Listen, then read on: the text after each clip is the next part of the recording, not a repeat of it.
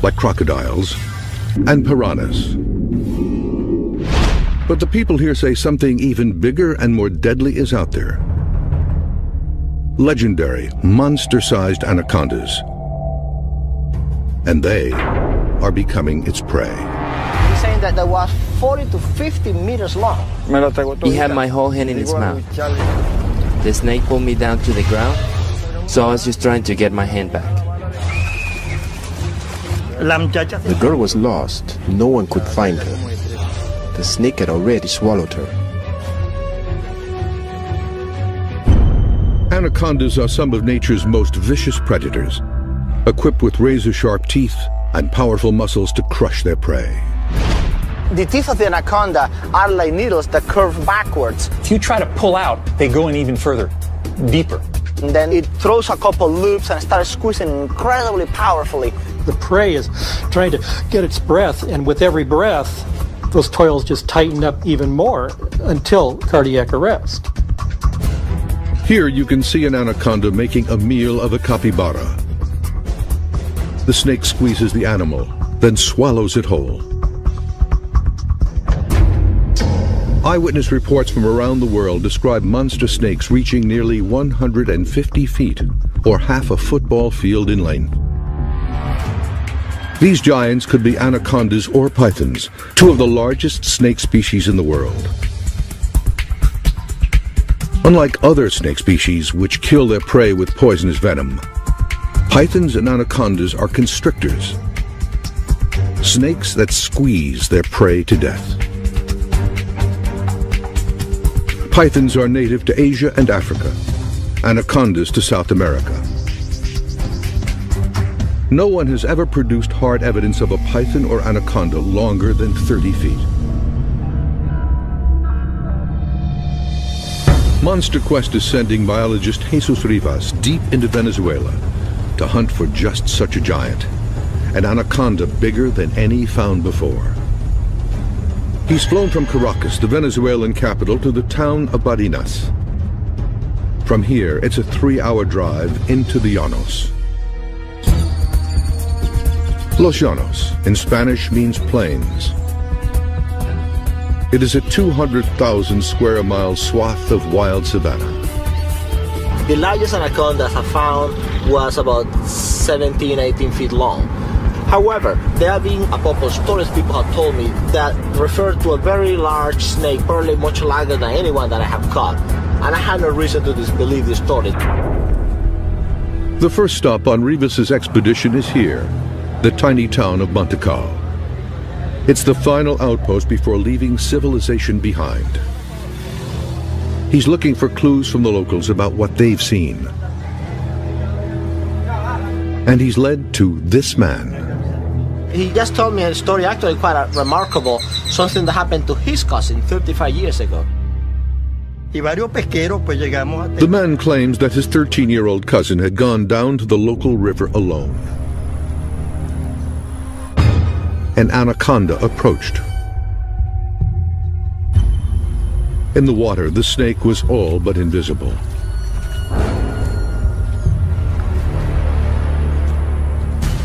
Without warning, it attacked. The anaconda wrapped its massive coils around the girl. There was no chance of escape.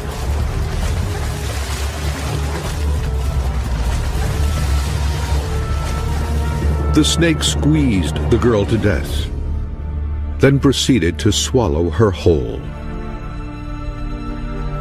They found her, they killed it, they cut it open, and sure enough they found the little girl in the stomach of the snake.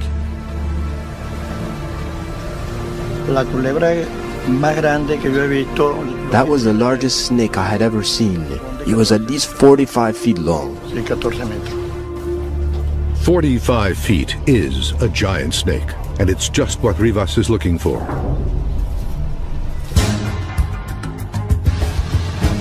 From this town, it's an hour's drive to this remote ranch called El Cedral.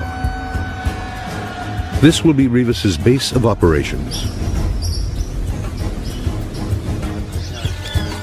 Because anacondas can thrive on both land and in water, Rivas has a plan to search both for the elusive giant snake.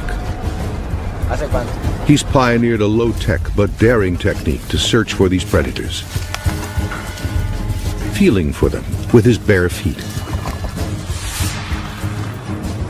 He'll also be armed with motion-triggered cameras and the latest military-grade sonar to help him peer into deeper waters. Existing evidence of giant snakes is sparse. One of the earliest and most famous accounts comes from British explorer Percy Fawcett, who in 1907 says he encountered a 62-foot anaconda in Brazil. Later expeditions came back with fantastic stories of killer snakes. But more recently, this series of photographs surfaced on the internet. They appear to show a man swallowed whole by a giant python. But are these photos hoaxes or real evidence of giant man-eating snakes? Experts will analyze this evidence.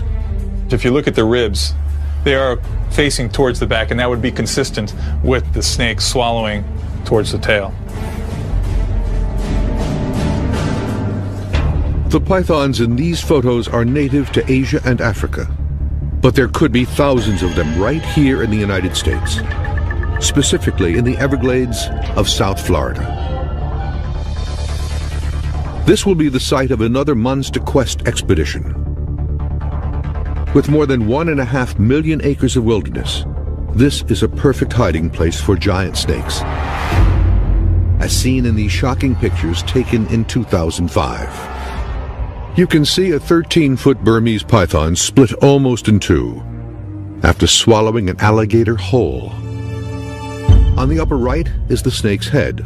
On the left, its tail. The alligator's tail protrudes from the snake's ruptured belly. To look at an animal, for instance, like a python feeding on an alligator that it would not find in its normal habitat, shows that the animal would adapt to what's available to it. A snake's digestive systems are incredible. They can digest almost anything. And evidence suggests that these eating machines are on the move. This is also a Burmese python, and it's invaded this man's suburban Miami backyard. His struggle with it was captured by a local news crew. Fearing for his exotic fish, the owner and a friend jumping into action, trying to pounce on the python, but charming this snake didn't go so well.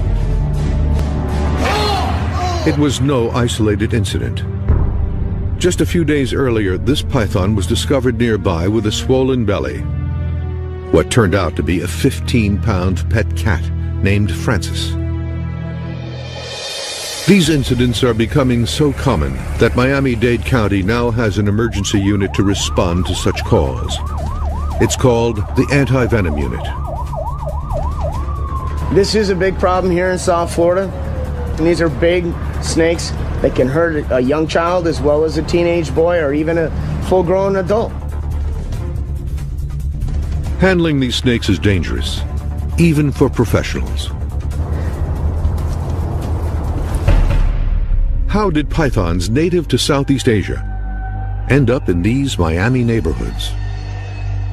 For many years now, these snakes have been very popular pets. Ron McGill of the Miami Metro Zoo has been studying Florida wildlife for nearly 30 years. The unfortunate thing is they purchase these animals when they're hatchlings or newborns in pet shops, and they look very manageable. But when pythons get too big for their cages, owners release them into the Everglades. And in 1992, when Hurricane Andrew hit here, destroying homes and pet stores, hundreds of young pythons escaped into the wild. Nobody could have predicted what happened next. Because of our climate, it's so conducive to these animals when they are released or they escape that they thrive. Not only do they thrive, they reproduce. Just how many pythons are now living in the Everglades is unknown. But there's no question the number is growing. A large constrictor can have 50 to 60 live babies that are on their own. So really, I don't see a way short of a long, deep freeze in South Florida where these animals are going to be eradicated. McGill has evidence that this new population of snakes are about to become giants. This is a 20-foot skin of a reticulated python that washed up on a beach in Miami. An animal that started out as a pet, but now is indicative of a problem that we're experiencing here in South Florida. And the South Florida environment is extremely conducive to the growth of these snakes. It's a warm, humid environment, has an incredible prey base, whether it be raccoons, possums, waterfowl, and quite supportive for snakes reaching maximum size. The implications to people here in Florida could be lethal. A snake this size in a residential area can pretty much prey on anything he wants. This snake could kill me that fast if it wanted to. Wildlife biologist Joe Wasilewski is no stranger to giant snakes. In 1989, he helped capture this 22-foot python, the biggest snake ever found in the United States.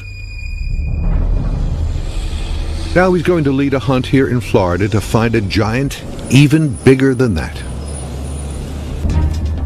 Wasilewski believes that giant snakes are thriving in the Everglades and may start crossing into residential areas. Now he's looking for evidence. But snakes, even giant ones, are elusive. First, he will set up motion-sensing cameras. You know, this is actually perfect. If I were to be a python in this neighborhood, this is where I'd want to be. Nice shaded, houses all over, Everglades right there. This could be the spot. The place he's chosen is the border between the Everglades National Park and the densely populated suburbs south of Miami. They'll be going from point A to point B. And if there's any movement in front of this camera, it will catch it. Now he'll drive along this boundary in search of evidence that full-grown pythons, upwards of 20 feet, are in fact leaving the Everglades and invading these neighborhoods. If the pythons are in the Everglades, it's just a matter of crossing a road to get into these urban areas. Will Wasilewski find the giant snake he's looking for? Yeah, wait, hold on, there's one. In South Florida, there are signs that dozens of neighborhoods around Miami could be under attack from giant killer snakes. Experts point to these photos as evidence. They were taken by a wildlife researcher in the Everglades in 2005. They show a 13-foot Burmese python which appears to have burst open after swallowing a 6-foot alligator whole. Snakes' digestive systems are incredible. They can digest almost anything. People speculating, well, that the python just exploded because the alligator was too big. That's really not the case at all. What most likely happened is that this alligator was swallowed. Either a claw or a tooth or something caused some type of perforation in the python's gut, caused an infection which led to the death of the snake. If pythons are growing large enough to swallow alligators whole, then they could be a threat to people living nearby. A python that gets to any significant size in a place like the Everglades will feed on any warm-blooded mammal of any size that it can kill and swallow. They can adapt, they can branch out, they can be found in suburban areas. A 2007 U.S. Geological Survey reports that as the Earth continues to warm, to California. Joe Wasilewski thinks that's happening already. We really could be on the verge of a real epidemic with these pythons. Just because you don't see them does not necessarily mean they're not here. What it does mean is they're hiding pretty good on us. It's been dry for the last few months. Up until a couple nights ago, we got some really good rains. And with the rains coming in, that sort of wakes all the wildlife up. Right now is the perfect time to look for pythons. 1,000 miles away in Venezuela, Anaconda expert Jesus Rivas is about to begin his search for a giant snake.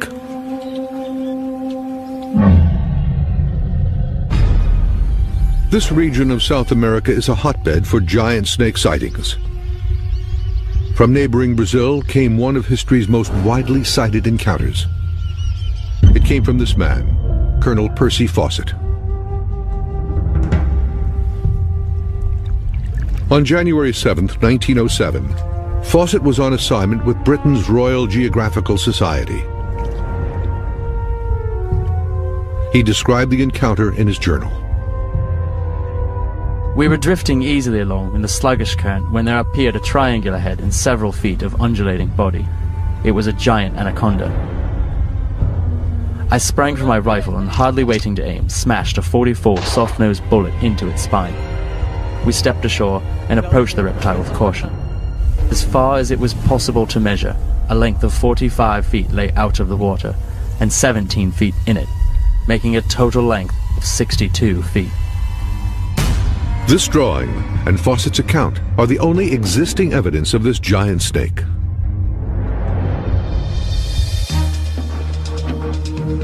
In his search for new evidence, Jesus Rivas will use cutting-edge sonar imaging technology, originally designed for the U.S. Navy to detect suspicious divers in restricted waters. The device is called the DIDSON, or Dual Frequency Identification Sonar.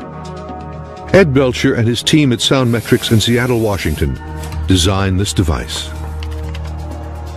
This is an acoustic camera. It uses sound instead of light to generate an image. Rivas will encounter zero visibility conditions in his search for a giant anaconda. This device will be his eyes underwater. Belcher places a brick in the tank and clouds the water to demonstrate the DIDSON's imaging capabilities. To the naked eye, the brick is invisible, but the DIDSON sees it clearly. Now, this brick is only about 4 feet away, but in Venezuela, while you're looking for snakes, they'll be probably 30, 40 feet away, and we'll still be able to see those snakes.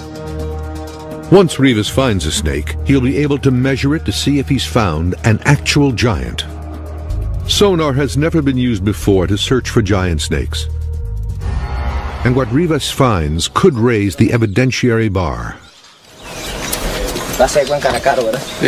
Joining Rivas on his expedition are his old partners, Victor and Ramon. They'll be setting motion-triggered camera traps, but they must first track down bait to lure the giant snakes. For that, they'll need to collect musk from another anaconda. Musk is a mysterious glandular excretion that Rivas believes could attract other snakes. Nobody knows what the musk is for. It could be for defense because it's very stinky, but also it could have a social function, attraction. Ahead, something in the road catches their eye. It's the track of an anaconda. I can see the print of the scales here. Dirt in this side tells me the snake is going that way. And because of that print size, I can tell this snake was about 8 to 9 feet long. When I see a track this fresh, I know it's only an hour or two old. So this anaconda has to be nearby. Anacondas inhabit shallow swamps where they stalk their prey.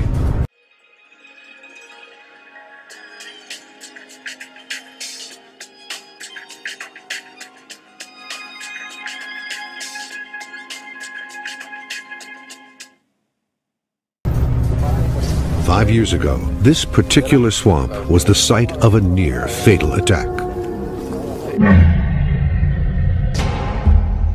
This man, Jose de Esteban, is a cowboy at El Cedral, the same ranch where Rivas is based. He is one of the few locals to tangle with an anaconda and live to tell about it. De Esteban had heard a report of a large anaconda by the roadside and went to investigate. I was out there looking for one, and I saw it, on the ground, And without even thinking, I bent down to see it closer, and before I knew it, it got me. De Esteban struggled to keep the anaconda's coils from wrapping around his body. After nearly 5 minutes, he finally wrestled himself free.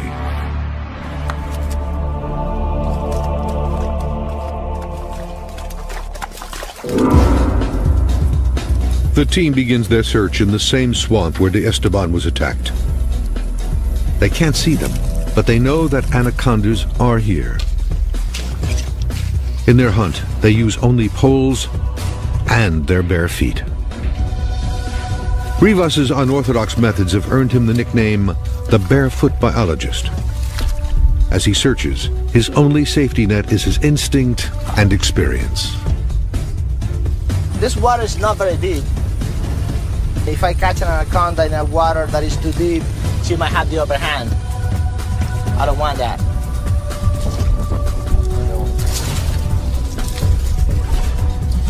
There's a snake here, not a very big one.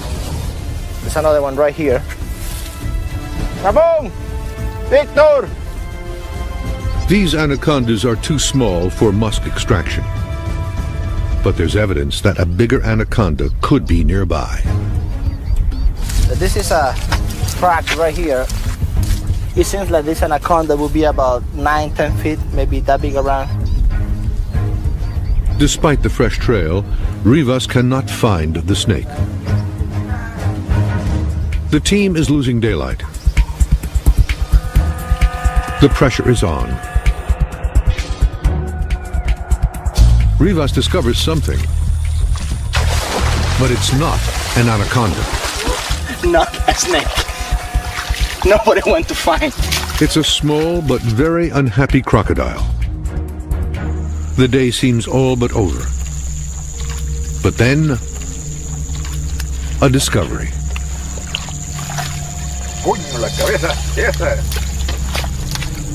Oh, it's very strong. For a small snake. Now this baby is actually putting the squeeze on my arm now. If it's any harder, I wouldn't be able to withstand it. This feisty anaconda is just right for Rivas to extract its musk. At first light, the team will set the camera traps and test the sonar. I can see how fat he is. And in Florida, a monster quest demonstration goes terribly wrong. He's got me.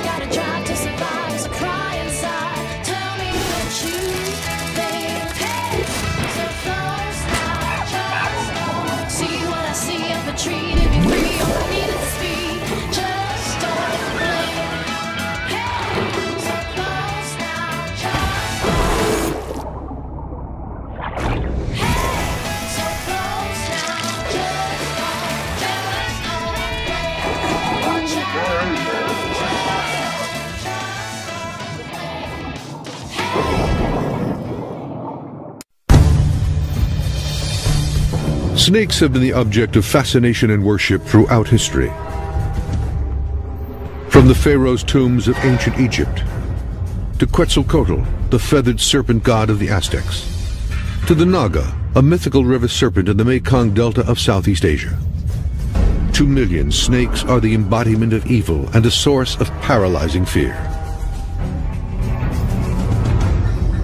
That fear is very real in Venezuela and in Florida, where there could be evidence of giant pythons and anacondas. And 2 expeditions are underway to find them. In South Florida, the investigation is tracking escaped pet pythons that have for years been thriving and growing in the seclusion of the Everglades. But there are signs that they're now invading suburban neighborhoods. Captain Ernie Gilson, with Miami-Dade's anti-venom unit, has seen it firsthand. I've been doing this for 9.5 years, and we're getting more and more of these calls for recoveries every year. We foresee in the future that we will definitely see larger snakes, more calls on these larger constrictors than we have in the past. Come back around. The calls that we are receiving, they are a lot of large constrictors, 7 to 10 to 12 foot long. This year, I expect it to get worse.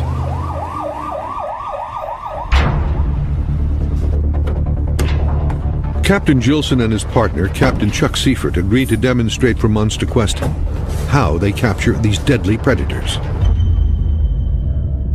This is a 10-foot python caught on a recent call, and it's not happy. They try to subdue it by covering its head with this bag. But this python is intent on escape. They need to act fast. He's pissed at me. And as a last resort, Gilson abandons his tools for his bare hands. Maybe I can get him to chill. He needs to sneak up behind the snake, then grab it right below its head to stay clear of its jaws. I'm gonna walk around this way, since he's fixated there. Come from behind him and grab him.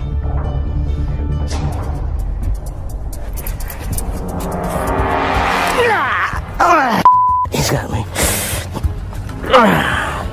The snake bites Gilson, clamping down on his wrist. He has no way to break free. He's got a good hold on me. Can you push it in a little bit? Nope. He's got the vein, dude. The snake is coiling around their bodies. Seifert has to use brute force to pry the jaws open, tearing the skin from Gilson's wrist. Yep. He got me good, dude. Go get an ace. Yep. Yeah, it hurts like heck right now. They got real sharp teeth. As I approached him, my mistake was I didn't grab him close enough to his head. When I did grab, I slid back, and he was able to circle around. He came back on me and bit me in the arm. And as you can see, they got a full mouth of teeth. He got me with his inner and his outer teeth. As Gilson discovered, a constrictor's jaws are one of nature's deadliest contraptions. Both pythons and anacondas have 6 rows of razor-sharp teeth that curve backwards like 100 individual fishhooks.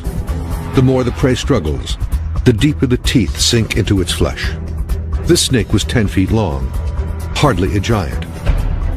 But if it was a giant, could it have killed and swallowed Gilson whole?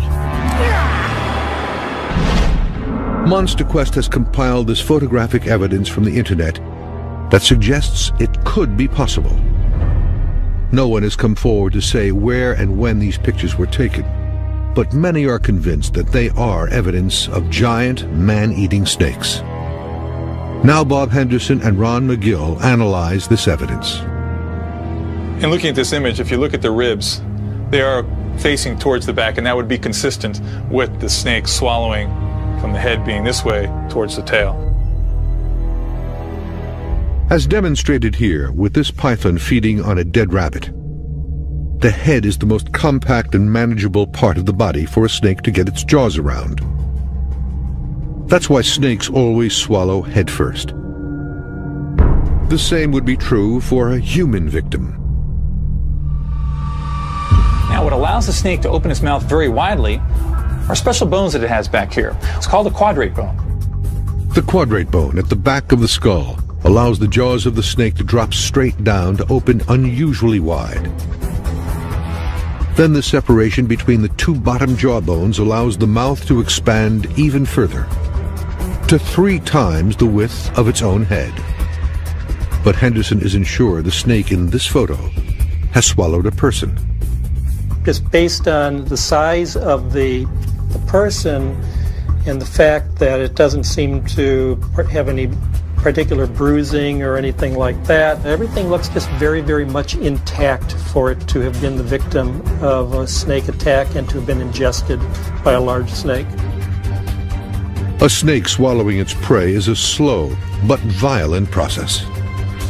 A snake has no limbs to push food into its mouth. Instead, it has rows of curved teeth that move independently, pulling the prey little by little into its stomach. The condition of this body appears inconsistent with that of a snake's victim. While we can't definitively say that it's a forgery, it does give us pause.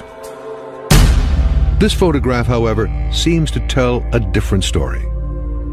Now, this photograph here is more indicative of what I think could easily happen. If this is the shoulder here and the arm here, this would have to be the head. This photo was taken in 1995 by a policeman in Malaysia. He claims it shows a man lying face down with his head in its mouth. I think the snake could have a real hard time getting around what looked like they might be fairly broad shoulders. Prey species would bleed a lot from those wounds, and here you see that this snake has struggled. It has tried to go back and forth, trying to get over those shoulders, which is spreading this blood, spreading this injury. Once the snake swallows this man's head, the shoulders could prove to be an insurmountable obstacle. The average width of an adult's shoulders is about 2 feet, but if the snake could get its mouth around the shoulders, nothing could stop it from swallowing a person whole. A 30-foot python probably has the ability to open its mouth 2 to 3 feet wide. This would lead you to believe that, yes, it could swallow an adult human being. The best place to find these monster-sized snakes is going to be in the remotest areas of the world. Back in Venezuela, Rivas extracts the musk of the anaconda he caught the night before. He believes the musk could contain pheromones that will attract other anacondas, hopefully a giant. So maybe if this musk has a social function, with the camera traps, we might be able to find bigger, better, more anacondas. Rivas positions and aims the cameras using the onboard laser sight. Each is equipped with a motion-sensing trigger and a flash. These cameras will capture whatever crosses their path, day or night. Now the team will test the sonar.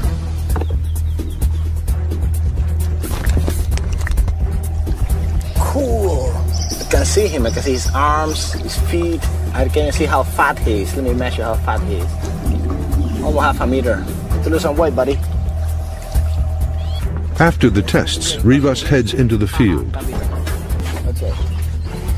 This will be the first time such technology has ever been used to hunt for anacondas, and it could lead these researchers to the discovery of a lifetime. The biggest snake Rivas has found here was 17 feet. Could an even bigger anaconda, a giant, be lurking beneath these waters?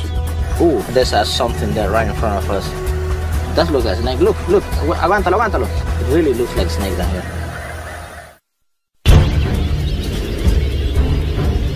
Around the world, legends are told of giant snakes measuring 150 feet or more, half the length of a football field. Anaconda expert Jesus Rivas and his team are on the hunt for just such a monster snake in Venezuela. On land, they've baited and set motion-sensing camera traps. Their search now moves to the water. If an anaconda grows to be too large, it will be limited to deeper water. That's why I think that in these places, I might be able to find larger animals. Visibility under this water is almost zero. But here, the Ditson sonar sees everything. Oh, there's fishes. A whole bunch of fishes, look. Or piranhas. Then something much bigger appears on the sonar. There's some shadow here. And I see the bubbles right in front of me, but I'm trying to see it under the water with the sonar. What Rivas sees is the outline of a crocodile. And it's huge. I can actually measure how big it is. It shows now about 3.5 meters long. That is 14, 15 feet long. Big girl. Rivas continues his search for a giant snake. If he finds one, he may have to jump in to catch it. If the water is anywhere, I'm thinking above my chest, it might not be very wise of me to get into the water. If the water is shallower, then I might have to give it a go. Suddenly, a promising shape appears on the sonar screen.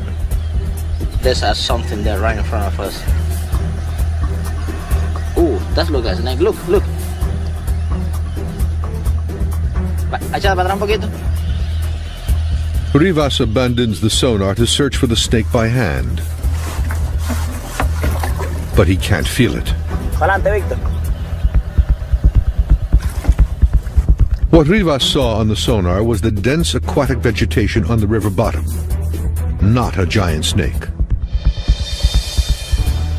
The sun is setting, but he is undeterred. Like the sonar, anacondas can see in the dark, and they will remain active throughout the night.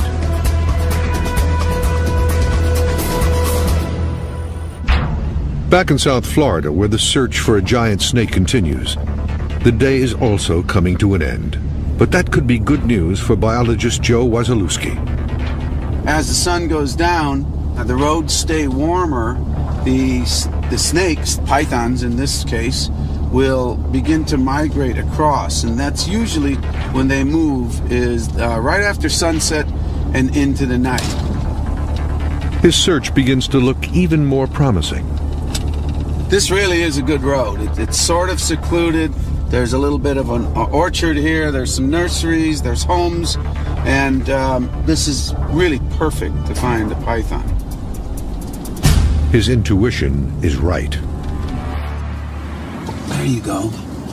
I think I see something. Yeah, wait. Hold on. There's one.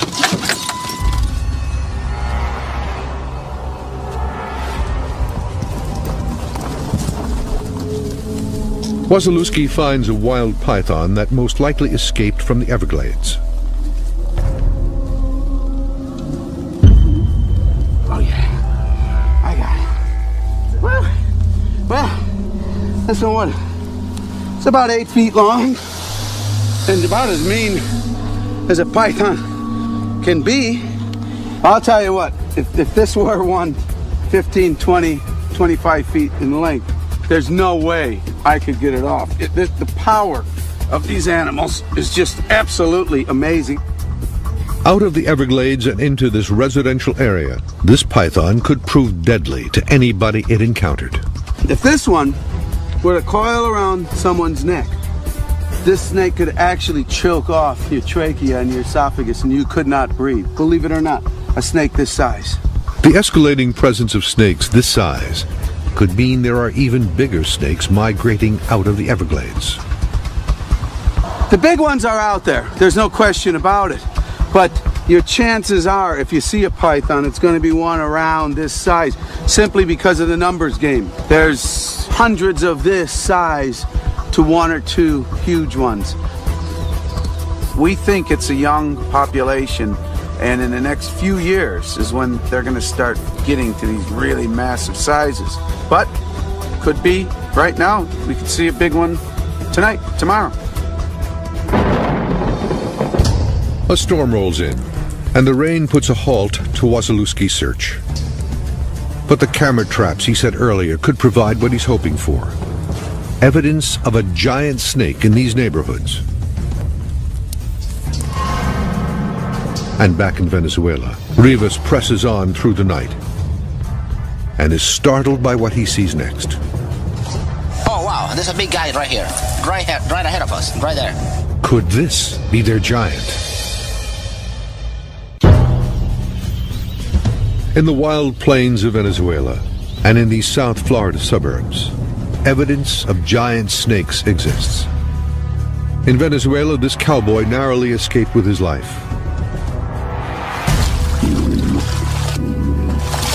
And this man says his 13-year-old cousin was swallowed whole by a 45-foot anaconda. In Florida, escaped pythons are invading neighborhoods, feeding on pets, even taking on the authorities sent to capture them. So far, no one's ever been killed here by one of these escaped pythons. However, these photographs prove they've become giants, large enough to swallow alligators whole. And these photographs, widely circulated on the internet, could be evidence that they are man-eaters. Although they can't be authenticated, experts agree it could have happened. I think if a 30-foot constrictor, an anaconda, a python did exist, and it did come across a human being and it was hungry, there'd be nothing that would stop it from swallowing that human being. History is filled with accounts of giant snakes, some over 150 feet in length. Can science now prove the existence of such a snake? In the wilds of Venezuela, motion-sensing cameras are keeping watch on land. And by the light of the full moon, Jesus Rivas continues his search of the waters. Anacondas are very patient animals. If you want to deal with them, you just need to be just as patient as they are. Even in the pitch-black waters, the state-of-the-art sonar sees everything. Rivas is hoping for a glimpse of the snake's distinctive coils. And he gets one. Oh wow, there's a big guy right here, right ahead of us. Víctor, chequea esta bolita aquí que está aquí en el lado. Check this out, this really looks like an anaconda right here, right in this patch of vegetation. ¿Sientes algo ahí? Is this a giant anaconda? Víctor, aguántate. There's a really big thing right there. That is a big guy. No hay nada, pura bola. But the shape disappears into the dense underwater vegetation. The team combs this section of the river again, Por allá. but can't find the No snake. sientes nada, busca allá. Nada. No hay nada. But there is hope. The sonar has recorded the entire search. And back at the ranch, Rivas can now analyze the footage. He'll also be able to review any still pictures from the motion-sensing cameras. This was seemed like it took a lot of pictures. The memory cards on the cameras are full. But windblown leaves, birds, and capybaras are all that set them off. Not any snake, not any of the things I was looking for. But the sonar images could prove to be promising. There's a mysterious shadow. It looks like a curl about 5 feet across. It would be a big snake, but I can't really make out what it is. A snake 5 feet across would truly be a giant. But what Rivas sees is just an illusion on the river bottom. See, the aquatic vegetation really resembled anacondas. Many times I saw something, and when I checked it out in person, there wasn't anything. Rivas remains convinced the eyewitness reports here are true, and he'll be back to search again. I have heard a few stories that I have no reason to disbelieve, and they all report anacondas significantly larger than what I have caught. So whether they can grow larger, yes, I believe it's possible. I'd love to see it. Back in Florida, Joe Wazalewski captured this 8-foot-long python in a residential neighborhood. Now, for the first time, he'll check his motion-sensing cameras for evidence of even bigger pythons leaving the Everglades behind. Okay, let's see what we got here. Oh, there's the dog. So the camera does work. Whoa, look at that. Wait a minute. That's the whole snake. Wow. Now that is a great shot. There's the head, the tail. That thing is at least 12 feet long.